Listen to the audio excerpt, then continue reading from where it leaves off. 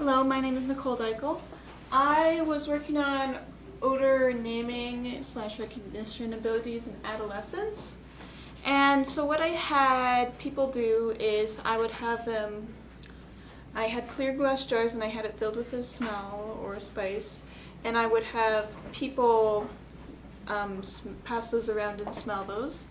And then 2 weeks later, I tried testing the students to see if they remembered the names. And so the students had a word bank if they couldn't remember some of the names. So most people out of the 6 smells could only identify 1 or 2.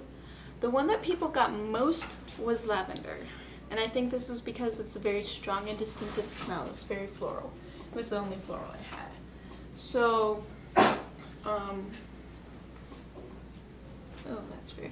Anyways, so that is what I did. So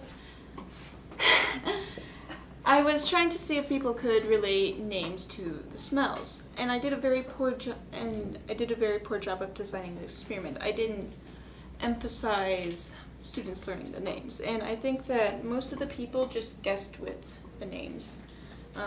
People got sage, thyme, and rosemary all thoroughly confused and muddled up together when they were naming them, as well as clove was commonly confused with ginger and cinnamon. Surprisingly, actually not very surprisingly, this one person right here who got the most right cooks.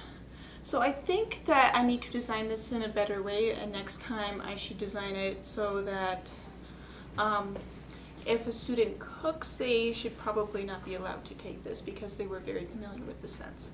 And I should also focus on increased exposure over a longer length of time instead of just one exposure, because I think that part of learning a smell is continual contact with that smell. So people know what their smells are like because they come in contact with them. I wanted to see how long it took for somebody to learn a smell because my research didn't mention that. However, adolescents apparently are just as good at recognizing and naming smells. I just wanted to learn how long it would take to do that.